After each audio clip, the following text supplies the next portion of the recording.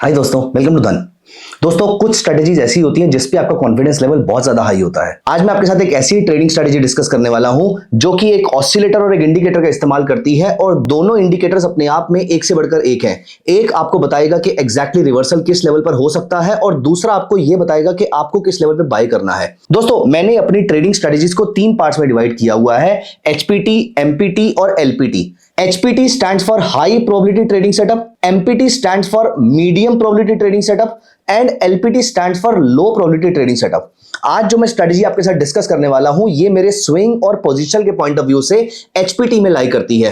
दोस्तों, HPT का मतलब होता है कि मैं अपनी कैपिटल एलोकेशन के अकॉर्डिंग इस स्ट्रेटेजी पे थोड़ा सा ज्यादा या थोड़ा सा एक्स्ट्रा कैपिटल एलोकेट करूंगा क्योंकि मेरे को इस पे विश्वास ज्यादा है। तो दोस्तों, प्लीज मेक श्योर कि आप एक लैपटॉप या पीसी लेकर बैठिएगा, एक पेपर और पेन अपने पास रखिएगा और जितनी बातें मैं यहां पे डिस्कस कर रहा हूं उन सारी बातों को आपने बहुत ही ध्यान से नोटिस करना है। दोस्तों, मैं आपको बता दूं कि मैंने इस स्ट्रेटेजी का एक पोर्शन पहले भी डिस्कस किया था और मैं बहुत लंबे पीरियड से इस स्ट्रेटेजी को यूज करता आ रहा हूं, लेकिन as you know that every trader wants to improvise himself, तो इसीलिए इस इंप्रोवाइजेशन के अंदर मैंने इसको कमोडिटी मार्केट पे भी यूज करना शुरू किया है और आज की डेट में मैं कमोडिटी मार्केट को लेकर भी बहुत ज्यादा कॉन्फिडेंट हूं इस स्ट्रेटेजी के साथ। इसीलिए प्लीज मेक श्योर कि अगर आप इक्विटी मार्केट में ट्रेड करते हैं या फिर आप गोल्ड या सिल्वर में ट्रेड करते हैं, ये स्ट्रेटेजी दोनों तरीके से आपके काम आ सकती है और मैं आपको बताऊंगा कि कौन से टाइम फ्रेम पे स्ट्रेटेजी सबसे अच्छी काम करेगी आपके लिए। तो आइए दोस्तों, चलते हैं इस वीडियो में आगे, लेकिन आगे चलने से पहले मेरा आपसे एक क्वेश्चन है। आप मुझे कमेंट्स में ये बताइए कि सुपर ट्रेंड इंडिकेटर के डिफॉल्ट पैरामीटर्स क्या होते हैं? ए 10,1, बी 10,2 या सी 10,3। इन तीनों में से कौन से पैरामीटर सुपर ट्रेंड के डिफॉल्ट पैरामीटर है? थोड़ी देर में मैं इसको डिस्कस करने वाला हूं, लेकिन उससे पहले मुझे आपका जवाब चाहिए। एंड दोस्तों, अगर आपने अभी तक इस चैनल को सब्सक्राइब नहीं किया है तो अभी कभी कर दीजिए। और क्योंकि ये स्ट्रेटेजी एक्चुअली में बहुत ही इंटरेस्टिंग है, बहुत ही इंपॉर्टेंट है and I am very sure ये आपकी ट्रेडिंग को और शार्प करेगी।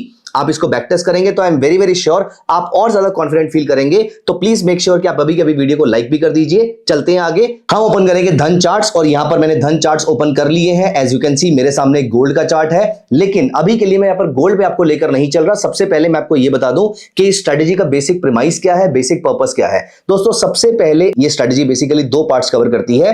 पहला आपको यह बताती है कि मार्केट में रिवर्सल कहां से हो रहा है, दूसरा आपको यह बताती है कि आपको मोमेंटम किस लेवल पर मिलने वाला है। तो बेसिकली ये रिवर्सल प्लस मोमेंटम स्ट्रेटेजी है, जहां पर आपको रिवर्सल कहां पर मिलेगा ये भी वो स्ट्रेटेजी बताएगी और at the same time reversal लेते ही आपको बाय नहीं करना, जब ये स्टॉक मोमेंटम पिक कर लेगा वहां पर हमने इसको पकड़ना है।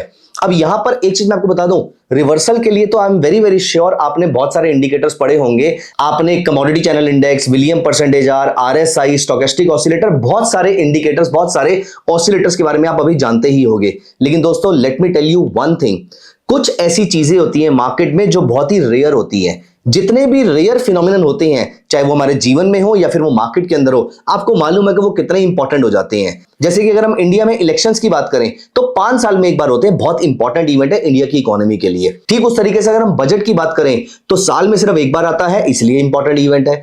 RBI की मॉनेटरी पॉलिसी हर 2 महीने में एक बार आती है, इसलिए इंपॉर्टेंट है। जो डेटा दिन में 10 बार, 50 बार, 100 बार आ रहा है वो तो उतना इंपॉर्टेंट नहीं है। इस स्ट्रैटेजी में आपको बताने वाला हूं कि एक ऐसा इवेंट होता है जो बहुत ही रेयर होता है और आप इसको इस वीडियो के बाद चेक करके भी देख लीजिएगा। ये फिनोमिनन बहुत ही रेयर होता है, इसीलिए इस रेयर फिनोमिनन का हमने पूरा फायदा उठाना है। एंड मैंने इसे रेयर फिनोमिनन कई 100-200 कैंडल्स के बाद जाके हमें एक ऐसी कैंडल मिलती है जो ये 2 कंडीशन फुलफिल करती है जो मैं आपको बताने वाला हूं। लेकिन दोस्तों, मैं आपको एक चीज और बता दूं, यहां पर इस स्ट्रेटेजी के ROI को भी आप इंप्रूव कर सकते हैं, इस स्ट्रेटेजी के ROI को भी आप इंक्रीज कर सकते हैं by using MTF facility and also by pledging your MF units from your demat. दोस्तों, MTF फैसिलिटी क्या होती है? आप जिस भी शेयर को परचेज करते हैं आपको यहां पर सिर्फ 1/4 या 1/3 ऑफ द कैपिटल पे करना होता है और बाकी पैसा आपको धन फंड कर देता है। एक नॉमिनल सी कॉस्ट आपको यहां पर डे के इंटरेस्ट की बियर करनी होती है। पर डे का मतलब ये होता है कि अगर साल का फॉर एग्जांपल 12.5% के आसपास का इंटरेस्ट रेट है तो पर डे का interest rate would come out to be only 0.04%। 10 दिन के लिए आपने शेयर को परचेज किया और 10 दिन में आपको स्टॉक ने अगर 4% का रिटर्न दिया तो सिर्फ 0.4% इंटरेस्ट जो है वो आपके लेंडर को जाएगा, जो कि यहां पर धन है 3.5% आपका है, जबकि आपने कैपिटल सिर्फ 1/4 या 1/3 डिप्लॉय किया था। बस आपको सिर्फ यह करना है कि जब किसी स्टॉक को आपको परचेज करना है तो वहां पे ट्रेडिंग या इन्वेस्टमेंट की जगह MTF को सिलेक्ट करना है और MTF सिलेक्ट करते ही आपकी मार्जिन रिक्वायरमेंट सिग्निफिकेंटली कम हो जाएगी और आपके शेयर्स आपको एमटीएफ के अलग सेक्शन में दिखाई देना शुरू हो जाएंगे एक दिन बाद से। अब दोस्तों आपको मैं ये भी बता दूं कि आपके डीमैट अकाउंट में जो म्यूचुअल फंड्स होते हैं, यस डीमैट अकाउंट में आप धन के थ्रू जब म्यूचुअल फंड्स परचेस करते हैं तो आप इनको डीमैट में परचेस कर सकते हैं। डीमैट में ये एमएफ के यूनिट्स आपके सीडीएसएल के पास रहते हैं, सीडीएसएल के पास ये हमेशा सेफ पड़े रहते हैं। आप जब चाहें इनको सेल कर सकते हैं, जब चाहें इनको और एक्यूमुलेट कर सकते हैं, लेकिन आप इन डीमैट के यूनिट्स को प्लेज करके इसके अगेंस्ट भी आप ट्रेडिंग कर सकते हैं। और ऐसा करने पर सोचिए आपने पैसा बहुत कम लगाया लेकिन आपका आरओआई जो आपके म्यूचुअल फंड्स आपको रिटर्न दे रहे थे वो तो आपको मिल ही रहा है। अपार्ट फ्रॉम दिस जो आप ट्रेडिंग से रिटर्न अर्न करेंगे वो भी सारा का सारा आपका हो जाएगा। ये मैंने बातें आपको इसलिए बताई हैं क्योंकि अगर आपकी रिस्क एपेटाइट अलाउ करती है तो आप इन दोनों चीजों को यूज करके अपनी आरओआई को सिग्निफिकेंटली इंप्रूव कर सकते हैं। तो आइए अब हम यहां पर चलते हैं, स्ट्रेटेजी को डिस्कस करते हैं। स्ट्रेटेजी को आप बहुत ध्यान से सुनिएगा दोस्तों। आई एम वेरी वेरी श्योर आपने ये बात तो सुनी होगी कि आरएसआई ओवरसोल्ड होने पर मार्केट ऊपर जाती है, लेकिन मैं आपको एक चीज बताऊं जो शायद आपने कभी नोटिस नहीं करी होगी, और अगर आपने ये कभी नोटिस नहीं करी थी तो आप मुझे थम्स अप जरूर दीजिएगा क्योंकि ये एक रेयर फिनोमिनन है। दोस्तों आपने हमेशा नोटिस किया होगा गिरती मार्केट में जब आरएसआई ओवरसोल्ड हो रहा होता है तो ज्यादातर कैंडल्स आपकी रेड कैंडल्स बन रही होती है। दोस्तों let me tell you something interesting here. आपको मालूम है आपने रेयरली ऐसा देखा होगा, आपने बहुत ही कम ऐसा देखा होगा कि गिरती मार्केट में when the RSI is oversold ऐसे टाइम पर एक ग्रीन कैंडल बने। एंड गाइस अगर ऐसे टाइम पर ओवरसोल्ड आरएसआई में अगर कोई ग्रीन कैंडल बनती है ना, ये आपके लिए एक बहुत बढ़िया ट्रेडिंग अपॉर्चुनिटी है क्योंकि यहां से मार्केट के रिवर्सल के चांसेस बहुत ज्यादा हैं। पहले मैं आपको दिखाता हूं कि कितना रेयर फिनोमिनन है। ये मैंने एक स्टॉक का वीकली चार्ट अप्लाई किया। अब आप यहां पर देखिए इस जगह पर आपकी आरएसआई ओवरसोल्ड हो जाती है। यहां पर आपकी आरएसआई की वैल्यू है 28.05 और यहां पर ऊपर देखिए एक बड़ी रेड कैंडल बनी हुई है। अगली कैंडल पे आरएसआई की वैल्यू है 28.62 और यहां पर डोजी कैंडल जो कि रेड कलर की है वो बनी हुई है। अगली कैंडल जो ग्रीन है ऐसे टाइम पर आरएसआई की वैल्यू हो गई 33.37। इसका मतलब यह है कि अब आरएसआई ओवरसोल्ड नहीं रही। जैसे ही ग्रीन कैंडल बनी आरएसआई ओवरसोल्ड टेरिटरी से बाहर आ गई। कुछ और एग्जांपल देखते हैं इसी स्टॉक में और पीछे चलते हैं तो यहां पर देखिए आपकी आरएसआई ओवरसोल्ड है 27.85 और रेड कैंडल बनी हुई है। अगली कैंडल डोजी है जो कि रेड कलर की है और आरएसआई 30.63, चलिए ओवरसोल्ड से बाहर आ गई है। अगली कैंडल अगर हम और देखें तो आरएसआई ओवरसोल्ड है 28.14 और फिर ये रेड कलर की डोजी कैंडल बनी हुई है और अगली ग्रीन कैंडल बनते ही आरएसआई की वैल्यू हो जाती है 42.78। अगेन ये ओवरसोल्ड से बाहर आ गई। What did I tell you, यहां पर आपको ऐसे चांसेस बहुत कम मिलेंगे। इस पीरियड में आप नोटिस कीजिए, यहां पर इस पूरे पीरियड में आप अगर नोटिस करेंगे तो यहां पर एक भी ग्रीन कैंडल नहीं बनी और जैसे ही पहली ग्रीन कैंडल बनी आरएसआई की वैल्यू है 36.19। सोचिए दोस्तों मैं इन्फो एज के स्टॉक को करंट डेट से लेकर 2012 तक 13 साल पीछे ले गया हूं। आरएसआई ओवरसोल्ड ही कम हुई है वीकली चार्ट पे, अगर हुई है तो ग्रीन कैंडल नहीं बनी है। अब सोचिए अगर आरएसआई ओवरसोल्ड हो और वहां पर ग्रीन कैंडल बन जाए तो क्या होता है। Let me show you an example. ये मैंने लगाया एक स्टॉक का चार्ट और यहां पर आप नोटिस कीजिए 30 जनवरी 2023 को आरएसआई ओवरसोल्ड थी 24.17 और रेड कैंडल बनी हुई थी। अगली कैंडल में आरएसआई की वैल्यू है 29.85, ओवरसोल्ड है राइट। ओवरसोल्ड से बाहर अभी तक नहीं निकली क्योंकि 30 से नीचे है, लेकिन यहां पर आपको दिखेगा कि यहां पर मार्केट ने ग्रीन कैंडल बनाई है। अब दोस्तों let me tell you one interesting thing here, this can be the market bottom. ये एक बहुत इंपॉर्टेंट स्टेटमेंट है। ऑफ कोर्स आप इस पूरी स्ट्रेटजी को अपने एंड पे डेफिनेटली टेस्ट कीजिएगा अप्लाई करने से पहले, लेकिन let me tell you one thing beforehand कि चांसेस आर हाई कि बॉटम इसके आसपास हो सकता है। लेकिन हम आंखें बंद करके बाय नहीं कर रहे हैं, हम अभी सुपर ट्रेंड का सहारा लेंगे कि इसको बाय कब करना है। तो अब मैं क्या करता हूं, अब ये वीकली चार्ट पर मैंने अडानी एंटरप्राइजेस में आरएसआई लगाई, ओवरसोल्ड वाली ग्रीन कैंडल निकाली। अब आप यहां पर देखिए 6 फरवरी 2023 वाले वीक में मैंने एक लाइन क्लिक कर दी है।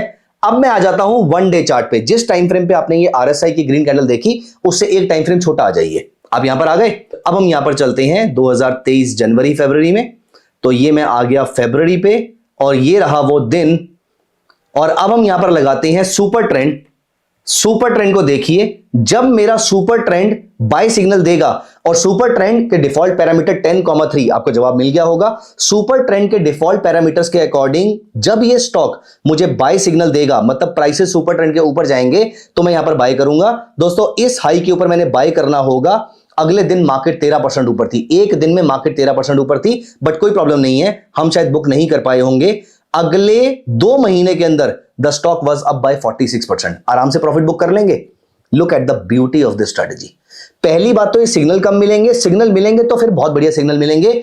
देखिए दोस्तों, आप ज्यादा बॉल्स हिट करके सचिन नहीं बन सकते हैं। अच्छी बॉल्स को हिट करके, अच्छी बॉल्स को बाउंड्री के बाद पहुंचा के सचिन जरूर बन सकते हैं। ये स्ट्रेटेजी उसी रूल को फॉलो करती है कि कम ट्रेड दो लेकिन शानदार ट्रेड दो। Let me show you a few more examples. अब मैं यहां पर इस स्टॉक पे आ जाता हूं। इस स्टॉक में मुझे ओवरसोल्ड टेरिटरी में ग्रीन कैंडल कहां पर मिल रही है, यहां पर देखिए। ये ओवरसोल्ड टेरिटरी में मुझे ग्रीन कैंडल मिली, ये ग्रीन डोजी मिली मुझे यहां पर। अब जब ये ग्रीन कैंडल मिली विच इज 19 अगस्त 2019, यहां पर मैंने लाइन क्लिक कर ली। अब मैं चलता हूं वन डे चार्ट पे। 19 अगस्त 2019, यहां पर देखिए।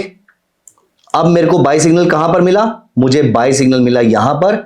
जब मेरी पहली कैंडल सुपर ट्रेंड के ऊपर क्लोज करी, मैंने यहां पर स्टॉक को उठाया और ये देखिए जो छोटा सा आपको ट्रेंड दिख रहा है, ये स्टॉक 10% ऊपर गया है अगले 10 से 12 दिन के अंदर, विच इज ह्यूमंगस, राइट। 10 दिन में 10% रिटर्न इज मैसिव। दोस्तों, क्या आप इस स्ट्रेटेजी को कमोडिटी मार्केट में भी यूज कर सकते हैं? यस, लेकिन कमोडिटी मार्केट में वीकली चार्ट यूज नहीं करना, कमोडिटी मार्केट में छोटा टाइम फ्रेम यूज करना है। छोटा टाइम फ्रेम मतलब पहले हम चलते हैं गोल्ड के चार्ट पे। तो मैंने यहां पर अप्लाई कर लिया गोल्ड जोन फ्यूचर और मुझे आरएसआई चेक करना है 2 आवरली चार्ट पे। दोस्तों, कौन सा ऐसा एरिया है जहां पर 2 आवरली चार्ट में आरएसआई ओवरसोल्ड होने पर एक ग्रीन कैंडल बनी? यहां पर देखिए 28 फरवरी को रात को 9 बजे एक ग्रीन कैंडल बनती है। अब हमें बाय कौन से सिग्नल पे करना है? हमें 45 मिनट्स के चार्ट पे आना है। 28 फरवरी 2025, यहां पर देखिए जैसे ही प्राइसेस सुपर ट्रेंड के ऊपर जाते हैं, अगले दिन सुबह गोल्ड जैसा प्रोडक्ट मुझे एक दिन में 2% के आसपास का रिटर्न दे रहा है, जो कि बहुत ही शांत प्रोडक्ट है। दोस्तों, बहुत ही रेयर फिनोमिनन जो होते हैं वो बहुत ही बढ़िया रिटर्न्स देते हैं। इसी बात से मैंने अपने वीडियो की शुरुआत करी थी और इसी बात से मैं इस वीडियो को एंड कर रहा हूं। हमने एक रेयर फिनोमिनन ढूंढा है। ये रेयर फिनोमिनन बार बार नहीं आएगा, लेकिन जब आएगा आपने नोटिस किया कि यहां पर अच्छे ट्रेड देकर जाएगा। आप नोटिस कीजिएगा, आपको ओवरसोल्ड टेरिटरी में ग्रीन कैंडल्स कम मिलेंगी। आपको 2 टाइम फ्रेम चूज करने हैं, पेरेंट टाइम फ्रेम और child time frame. Parent time frame पे आपको ओवरसोल्ड आरएसआई पे ग्रीन कैंडल चाहिए और चाइल्ड टाइम फ्रेम पे प्राइसेस जब आपके सुपर ट्रेंड के ऊपर चले जाएंगे तो आपको बाय करना है। स्टॉक्स पे ये स्ट्रेटेजी मैं वीकली प्लस डेली पे यूज करता हूं और कमोडिटी मार्केट में ये स्ट्रेटेजी मैं 2 आवरली प्लस 45 मिनट्स पे यूज करता हूं। वैसे स्टॉक्स में आप डेली प्लस 2 आवरली में भी कर सकते हैं, लेकिन वीकली और डेली के सक्सेस रेट बहुत अच्छे आते हैं। प्लीज मेक श्योर कि आप किसी भी स्ट्रेटेजी को, स्पेशली इस स्ट्रेटेजी को ट्राई करने से पहले एक बार बैक टेस्ट जरूर कर लीजिएगा। छोटी क्वांटिटी से स्टार्ट कीजिए और उसके बाद धीरे धीरे अपनी क्वांटिटी को इंक्रीज कर सकते हैं। एंड एनीवेज आप एमटीएफ और एमएफ डीमैट के फीचर्स के थ्रू अपने आरओआई को सिग्निफिकेंटली इंप्रूव भी कर सकते हैं। तो दोस्तों, कैसी लगी आपको स्ट्रेटेजी मुझे कमेंट्स में जरूर बताइएगा। This can be a game changer for you, but please make sure कि आपकी रिस्क एपेटाइट इससे मैच करती हो, क्योंकि हम बॉटम या फिर हम रिवर्सल कैच करने की कोशिश कर रहे हैं। तो स्ट्रेटेजी को बैक टेस्ट जरूर कर लीजिएगा। Thank you so much guys, bye bye, take care of yourself. Investments in the securities market are subject to market risk. Read all the related documents carefully before investing.